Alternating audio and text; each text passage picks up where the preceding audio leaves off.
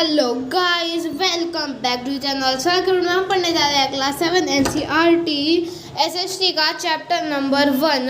और SST में ही एक बुक आ जाती है जिसका नाम है जियोग्राफी। तो जियोग्राफी का सबसे पहला चैप्टर है। तो इस चैप्टर को भी हम पूरी तरह से पढ़ चुके हैं। तो इस वीडियो में हम क्या करेंगे ना कि इस चैप्टर के जो मेन पॉइंट्स है, या आप एक टाइप को कह सकते हो इस चैप्टर की जो शॉर्ट समरी है उसे समझेंगे हिंदी में। तो इस वीडियो में मैं आपको ये पूरा चैप्टर एक्सप्लेन करूंगा हिंदी के अंदर कि उसमें क्या क्या हुआ है, इस चैप्टर में क्या क्या इंपॉर्टेंट पॉइंट्स है, क्या क्या आपको पढ़ना है, क्या क्या एग्जाम्स के अंदर आ सकता है। ये सारी चीज़ें हम इस वीडियो में डिस्कस करेंगे। तो सबसे पहले बात कर लेते हैं आवर इन्वायरमेंट का मतलब क्या होता है। सावर का मतलब होता है हमारा, इन्वायरमेंट का क्या मतलब होता है, इन्वायरमेंट का मतलब होता है वातावरण। तो हम हिंदी में बोलेंगे इसको हमारा वातावरण। तो हमारा वातावरण का क्या मतलब हो गया, तो हमने इसका हिंदी मतलब तो जान लिया, बट इसका असली में क्या मतलब है।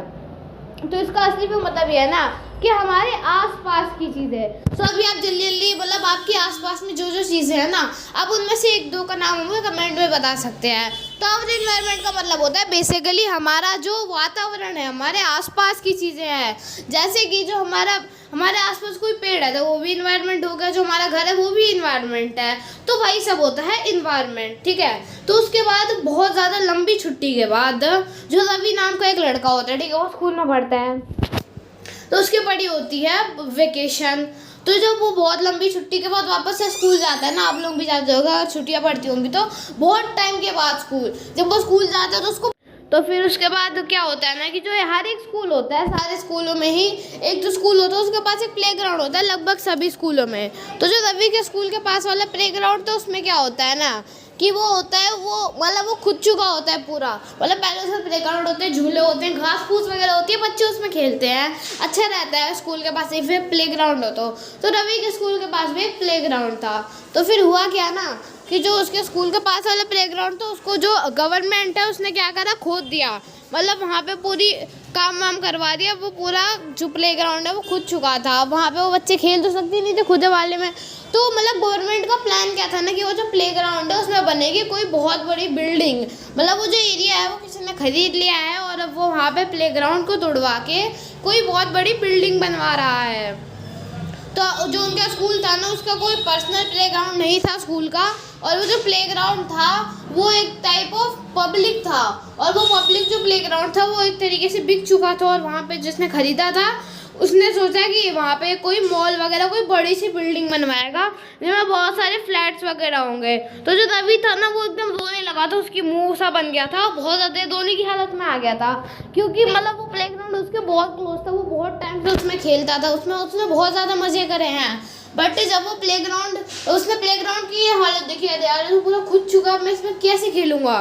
तो ये सब जगह ना जो रवि था वो लगभग रो ही चुका था, उससे आंसू टाइप के आ गए थे। तो फिर उसके बाद जो रवि होता है ना वो जाता है अपने स्कूल के अंदर वो जाके अपने टीचर को ये सारी बातें बताता है, जो उसके दोस्त हैं उनसे सारी बातें बताता है। फिर धीरे धीरे देखते टाइम हो जाता है स्कूल जाने का। तो जब स्कूल जाने का टाइम हो जाता है तो स्कूल में जब प्रेयर का टाइम हो जाता है, तो प्रेयर के टाइम पर जो रवि होता है वो नीचे ग्राउंड में जाता है, प्रेयर वगैरह होती है। फिर में उनके प्रिंसिपल सर होते हैं, रवि होता है वो जाकर अपने प्रिंसिपल सर से भी यही बोलता है कि प्रिंसिपल सर जो हमारी ये स्कूल का ग्राउंड है इसको क्या हो गया है, इसको इन लोगों ने खोद क्यों दिया है। तो जो प्रिंसिपल सर होते हैं वो बोलते हैं वो लोग बिल्डिंग बनवा रहे हैं वहाँ पे कोई बड़ी सी, मतलब फ्लैट्स वगैरह होंगे उसमें। और ये सुन के जो प्रिंसिपल सर है उनको भी बहुत बुरा लगा, बच्चों के साथ साथ जो प्रिंसिपल सर टीचर से सबको बहुत बुरा लगा, क्योंकि वो पार्क बहुत टाइम से वहाँ पे था। और लोगों का एक टाइप पे आप कहीं बहुत मतलब किसी एक ही जगह बहुत टाइम तक जाते हो और अगर वो जगह बंद हो जाए, ऐसा कुछ हो जाए तो बुरा लगता है। तो पार्क एक टाइप के लिए घर टाइप का था बच्चों के लिए। बहुत सारे बच्चे उस पर जाके बहुत टाइम स्पेंड करते थे, लंच में खेलते थे, स्कूल से अगर वो थोड़ी जल्दी आ गए तो उसी पार्क में वो टाइम स्पेंड करते थे। तो बच्चों को ये सब अच्छा नहीं लगा, वो रोने लगे थे बच्चे बहुत सारे, तो उन्हें बहुत बुरा लगा था इन सब चीज़ों की वजह से। तो फिर उसके बाद ये सब होता है, फिर जो प्रिंसिपल वगैरह होते हैं सब बहुत उदास हो जाते हैं। फिर क्लास में आ जाते हैं लोग। फिर क्लास में आके जो टीचर होते हैं कि जो हमारे टीचर होते हैं वो आके बोलते हैं कि जो हमारे इन्वायरमेंट है ना वो बदल रहा है। तो जो रवि होता है वो पूछता है कि टीचर इसका क्या मतलब है, हमारा इन्वायरमेंट बदल रहा है, इसका मतलब क्या हुआ। तो जो रवि की टीचर होती है वो बोलती है इसका मतलब ये हुआ ना कि जो हमारा इन्वायरमेंट है, जो हमारी आसपास की चीज़ है वो सब बदल रहा है। तो रवि होता है वो पूछता है इन्वायरमेंट का क्या मतलब होता है? तो मैम ने बोला ये जो भी चीज़ें आप देखते हो जो आपके आसपास है वो कहलाते हैं इन्वायरमेंट। तो जो दबी होता है वो पूछता है कि क्या ये जो मेरे दोस्त है वो भी इन्वायरमेंट है? उसकी टीचर होती है वो बोलती है हाँ जो तुम्हारे दोस्त है वो भी इन्वायरमेंट है।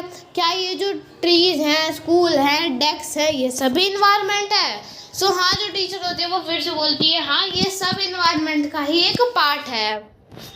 सो इन्वायरमेंट की एक बेसिक डेफिनेशन यही होती है, ये डेफिनेशन सबसे अच्छी है कि anything which you can see in your surrounding is called environment.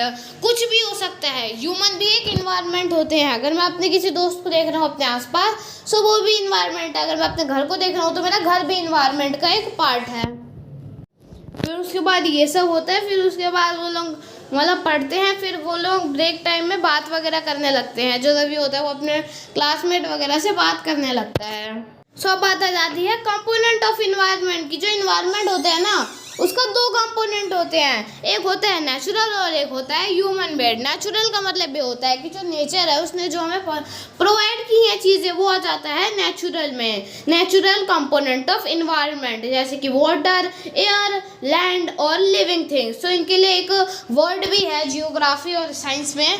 तो जो लैंड वाटर होता है उसको बोलते हैं हाइड्रोस्फीयर, एयर होता है उसको बोलते हैं एटमॉस्फेयर, लैंड होता है उसको बोलते हैं लिथोस्फीयर, और जो लिविंग थिंग्स होती हैं वो सब आ जाती हैं किसमें? बायोस्फीयर में। तो ये सारी चीज़ें जो नेचर हमें प्रोवाइड करता है, जो ह्यूमन मेड नहीं होती, जिन्हें हम ह्यूमन्स ने नहीं बनाया होता है, जैसे कि पानी, ये सब आ जाता है नेचुरल कंपोनेंट ऑफ इन्वायरमेंट में। और दूसरा आ जाता है कंपोनेंट ऑफ इन्वायरमेंट, वो होता है ह्यूमन मेड।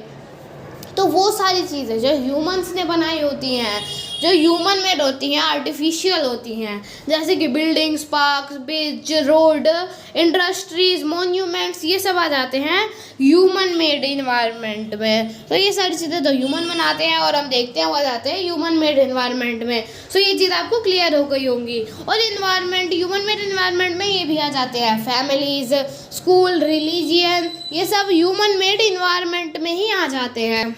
फिर दो और चीज़ें आ जाती हैं जिनको हम बोलते हैं एबायोटिक और बायोटिक। तो जो बायोटिक होते हैं वो होते हैं जितनी भी लिविंग चीज़ें प्रेजेंट होती हैं अर्थ के ऊपर वो सब आ जाती हैं बायोटिक में। जैसे कि जो ह्यूमन बींग है वो भी आ जाते हैं बायोटिक में, जो एनिमल है वो भी आ जाते हैं बायोटिक में, जो ट्रीज़ हैं वो भी आ जाते हैं बायोटिक में। और नेक्स्ट एक और नया वर्ड आ जाता है जिसको बोलते हैं एबायोटिक। सो बायोटिक वही है बट इसके आगे ए लग रहा है। तो इस पूरे वर्ड का क्या मतलब हो गया? एबायोटिक का क्या मतलब हो गया? एबायोटिक का मतलब होता है जो मतलब वर्ल्ड ऑफ, एक तरीके से आप कह सकते हैं नॉन लिविंग थिंग्स। जितनी भी नॉन लिविंग थिंग्स आती होती है ना वो सब आ जाती हैं एबायोटिक में। जैसे कि डेस्क, डोर, जो भी होता है ना, जितनी भी नॉन लिविंग चीज़ें हैं, दो ही तो चीज़ें हैं अर्थ के ऊपर, लिविंग और नॉन लिविंग। जो लिविंग है उसको डिवाइड कर दिया बायोटिक में, बाकी की जो चीज़ें बची हैं वो क्या होंगी? नॉन लिविंग ही होंगी। तो बाकी की जो नॉन लिविंग चीज़ें वो सब आ जाती हैं एबायोटिक में। ठीक है, तो इन दोनों के बीच का डिफरेंस समझ आ गया। बस आपको इतना याद रखना है, बायोटिक का मतलब होता है लिविंग और एबायोटिक का मतलब होता है नॉन लिविंग। अगर आपको इतना याद रहेगा तो ये टॉपिक भी आपको पूरा क्लियर हो गया है। सो बस आपको मतलब ये भी आपको पहचानना आना चाहिए। और बहुत सारे लोग ट्री में कंफ्यूज हो जाते हैं। ट्री है वो एक बायोटिक है, एबायोटिक। तो जो ट्री है वो एक बायोटिक है, बायोटिक फैक्टर है। जो ट्री है वो एबायोटिक नहीं है, बायोटिक है। तो ट्री में बहुत सारे लोग कंफ्यूज हो जाते हैं कि जो ट्री है वो बायोटिक है, एबायोटिक। सो मैं कंफर्म कर देता हूँ, ट्री जो है वो बायोटिक है। फिर आ जाता है हमारा नेक्स्ट इन्वायरमेंट। तो इन्वायरमेंट होते हैं उसके भी दो काइंड होते हैं। पहला होता है natural environment. So natural environment क्या होता है? तो नेचुरल इन्वायरमेंट का मतलब होता है land, water, air, plants, animal, सारी चीज़ें जो हमें नेचर ने बनाई है, जो नेचर ने दिया है। और इन सबको मतलब साइंटिफिक नेम इन सबका बोल सकते हो। लैंड को लिथोस्फीयर, वाटर को हाइड्रोस्फीयर, एयर को एटमॉस्फेयर, और बायोस्फीयर मतलब जहाँ पे ये सब कंबाइन हो जाते हैं, मतलब एटमॉस्फेयर, बायोस्फीयर, लिथोस्फीयर, ये सब कंबाइन हो जाते हैं तब जाके बनता है बायोस्फीयर। तो इसकी बेसिकली सिंपल डेफिनेशन होगी, biosphere is the combination of land, water, air, या फिर आप ऐसे भी लिख सकते हो biosphere is the combination of lithosphere, hydrosphere, atmosphere. So जब ये तीनों मिल जाते हैं तो मिल के बनता है बायोस्फीयर। यहाँ पे नीचे एक वो भी दे रखी है बायोस्फीयर की ड्राइंग। सो अगर बायोस्फीयर ड्रॉ करने का है तो आप ये ड्राइंग बना सकते हो। सो नेक्स्ट आ जाता है लिथोस्फीयर। अब हम लिथोस्फीयर के बारे में थोड़ा डीपली पढ़ेंगे। तो लिथोस्फीयर होता है ना, वो होता है एक सॉलिड क्रस्ट और सबसे ज़्यादा हार्ड और टॉप लेयर होती है अर्थ की। जो अर्थ होती है ना उसमें भी बहुत सारी लेयर्स होती है। तो जो एटमॉस्फेयर है ना वो सबसे ज़्यादा हार्डेस्ट, तो सबसे ज़्यादा ऊपर की लेयर होती है अर्थ की, और ये बहुत ज़्यादा थिन होती है, मतलब बहुत ज़्यादा मोटी लेयर होती है, और ये बनी होती है सॉलिड क्रस्ट। इसको सॉलिड क्रस्ट भी बोलते हैं। तो ये बनी होती है रॉक्स और मिनरल्स की, और इसको कवर होती है, मतलब ये ढकी हुई होती है सॉइल से। एक बहुत मोटी सॉइल की लेयर से ये ढकी हुई होती है। क्या ढका हुआ होता है? लिथोस्फेयर। मतलब आप एक तरीके से समझ सकते हो कि जो लिथोस्फेयर है वो सबसे ऊपर की जो लेयर है अर्थ की, वो बहुत ज़्यादा हार्ड है, सख्त है। वो रॉक्स और मिनरल से बनी है, और उसके ऊपर सॉइल की एक चादर टाइप की है जिससे वो कवर है। फिर उसके बाद आ जाता है नेक्स्ट, जो जितने भी इनरेगुलर सरफेस होते हैं ना, जैसे कि जो ये इनरेगुलर होता है, मतलब एकदम प्लेन नहीं होता है, और बहुत सारे लैंड फॉर्म्स भी यहीं फाउंड होते हैं। और आप खुद सोचो, कोई चीज़ अगर पत्थरों से बनी है, और भी पत्थरों से अगर पत्थरों को अच्छे से करके बना होगा तब वो एक बार को पॉलिश हो सकती है। बट कोई चीज़ बस सादे पत्थरों से बनी है तो वो कहाँ से रेगुलर होगी, कहाँ से वो पॉलिश होगी? तो वो इनरेगुलर होते हैं। और जो अलग अलग चीज़ें होती है ना, वेरियस लैंड फॉर्म्स जो होते हैं ना, जैसे कि मतलब वेरियस लैंड फॉर्म्स होते हैं, कॉन्टिनेंट्स होते हैं, वो सब भी यहीं फॉर्म होते हैं। और वेरियस लैंड फॉर्म में आ जाते हैं जैसे कि माउंटेन्स, प्लेट्यूज, प्लेन्स, ये सब वैलीज, ये सब फॉर्म होते हैं किस पे? लिथोस्फेयर में। तो लिथोस्फेयर मतलब होती है जो हमारी ज़मीन जिस पे हम रहते हैं, जो लैंड होता है वो होता है लिथोस्फेयर। और जो लिथोस्फेयर होता है ना वो हमें प्रोवाइड करता है forest, grass land for greasing, land for agriculture and humans for settlement. It is also a source of mineral wealth. So lithosphere के एडवांटेज, मतलब लिथोस्फेयर हमको क्या क्या प्रोवाइड करता है? सबसे पहले ये हमको प्रोवाइड करता है फॉरेस्ट, मतलब जो जंगल प्रोवाइड करता है। तो जंगल प्रोवाइड करता है तो जंगल से हमें कितनी सारी चीज़ें मिलती है, ऑक्सीजन वगैरह भी हमें जंगल से ही मिलता है। जंगल में जो ट्रीज होते हैं उन्हीं से मिलता है, और लकड़ियाँ वगैरह भी जंगल से ही मिलती हैं। तो और बहुत सारी चीज़ें होती हैं जो हमारा ये लिथोस्फेयर होता है हमें प्रोवाइड करता है। तो फॉरेस्ट हो गया, और वो क्या करती है? ग्रास लैंड प्रोवाइड करती है। तो ग्रास लैंड का हमें क्या काम है? ग्रास लैंड मतलब वो होती है जिसमें घास फूस वगैरह उगती है। तो ग्रास लैंड का हमें क्या काम है? तो ग्रास लैंड का हमें काम है, अगर एनिमल्स ग्रास लैंड को खाएंगे, मतलब एनिमल ग्रास को ही खा के तो सर्वाइव करते हैं, तो इसलिए जो ग्रास लैंड है वो एनिमल्स के लिए इम्पोर्टेंट है। तो वैसे ही जो नेचर है उसने जो भी चीज़ें बनाई है ना, वो कुछ ना कुछ सोच के ही बनाई है, और उसका कुछ ना कुछ यूज़ है। अगर वो चीज़ हम ह्यूमंस के लिए अनलेस है, जैसे कि ग्रास लैंड हमारे लिए उतना ज़्यादा वो नहीं है, उतना ज़्यादा हमें कोई ग्रास लैंड का यूज़ नहीं है। बट जो एनिमल्स होते हैं, जो कि ग्रास ईटिंग एनिमल्स होते हैं, जैसे कि डियर्स, काउज वगैरह, उन लोगों के लिए जो होता है ना ग्रास लैंड्स, इनका बहुत ज़्यादा महत्व होता है। अगर ग्रास लैंड नहीं होंगे ना तो ये सर्वाइव नहीं कर पाएंगे, जितने भी ग्रास ईटिंग एनिमल्स होते हैं। फिर नेक्स्ट वो हमें क्या प्रोवाइड करता है? Land for agriculture. और एग्रीकल्चर हमारी ह्यूमन सर्वाइवल के लिए कितना ज़्यादा ज़रूरी है वो तो आप सबको ही पता होगा। एग्रीकल्चर मतलब जो खेती बाड़ी होती है, अगर खेती बाड़ी नहीं होगी तो खाना प्रोड्यूस नहीं होगा, अगर खाना प्रोड्यूस नहीं होगा तो हम ह्यूमन बींग्स कैसे बचेंगे? तो जो खेती बाड़ी होती है जिससे खाना प्रोवाइड होता है वो भी बहुत ज़्यादा इंपॉर्टेंट है। तो ये जो खेती बाड़ी होती है वो भी किस पे होती है? लैंड पे होती है। लैंड किस में आ जाता है? लिथोस्फेयर में। तो वही बात हो गई कि जो लिथोस्फेयर है वो हमें देता है ज़मीन एग्रीकल्चर के लिए। एग्रीकल्चर जब फार्मर्स करते हैं तो उससे क्या होता है? जो फूड होता है, जो वीट वगैरह होते हैं, वो सब प्रोड्यूस होते हैं, और जब वो सब प्रोड्यूस होते हैं तो उनका क्या यूज़ होता है? हम ह्यूमंस होते हैं उनको बना के खाते हैं, जिससे हम सर्वाइव कर पाते हैं और हमें एनर्जी मिलती है। और हम ह्यूमंस रहते किस पे हैं? हम ह्यूमंस भी तो लैंड पे ही रहते हैं। हम ह्यूमंस पानी पे तो रह नहीं सकते। हमें रहना होगा तो हमें क्या चाहिए होगी? एक सरफेस चाहिए होगी। तो जो लिथोस्फेयर होता है वो हमें एक सरफेस भी प्रोवाइड करता है, मतलब ह्यूमंस को एक और एनिमल्स को सरफेस प्रोवाइड करता है जिस पे वो रह सके, मतलब ह्यूमन सेटलमेंट में भी बहुत ज़्यादा हेल्प करता है लिथोस्फेयर। तो अब नेक्स्ट आ जाता है, ये जो होता है ना उसमें मिनरल्स भी मिलते हैं लिथोस्फेयर में। तो ये मिनरल वेल्थ के भी काम आता है। तो मिनरल्स भी बहुत ज़्यादा इंपॉर्टेंट है ह्यूमंस के लिए। तो जो मिनरल्स वगैरह होते हैं ना, वो कहाँ से आते हैं? लैंड से आते हैं। तो इसका यही मतलब है कि लिथोस्फीयर हमारे लिए बहुत ज़्यादा इंपॉर्टेंट है। और लिथोस्फीयर, बायोस्फीयर, हाइड्रोस्फीयर, जितनी भी स्फीयर है ना, ये सब हमारे लिए बहुत ज़्यादा इंपॉर्टेंट है। नेचर ने इनको बनाया है तो कुछ ना कुछ सोच के ही बनाया होगा। अगर वो चीज़ हमारे लिए यूज़फुल नहीं है तो हो सकता है किसी और ऑर्गेनिज्म के लिए यूज़फुल हो। जैसे कि अब हम आ जाते हैं हाइड्रोस्फीयर पे। हाइड्रोस्फीयर क्या होता है? Hydrosphere is basically a domain of water. जो हाइड्रोस्फीयर होता है वो बेसिकली होता है एक पानी का डोमेन टाइप, आप उसको बोल सकते हैं। उसमें आ जाती हैं वाटर बॉडीज जैसे कि लेक, ओशन, रिवर्स, ये सब आ जाते हैं हाइड्रोस्फीयर में। तो आपको अगर रिमेंबर करना है तो बस इतना याद रख लो, हाइड्रो मतलब वाटर, लिथो मतलब लैंड, और एटमॉस्ट मतलब एयर। तो इससे आपको ये बहुत इजीली याद हो जाएंगे। तो उसके बाद आ जाते हैं, ठीक है, ये सब हो गया। अब आ जाते हैं हाइड्रोस्फीयर पे। तो हाइड्रोस्फीयर होता है वो होता है पानी बेसिकली। सो पानी में हमारे ह्यूमन सर्वाइवल के लिए कितना इंपॉर्टेंट है वो आप जानते ही होंगे।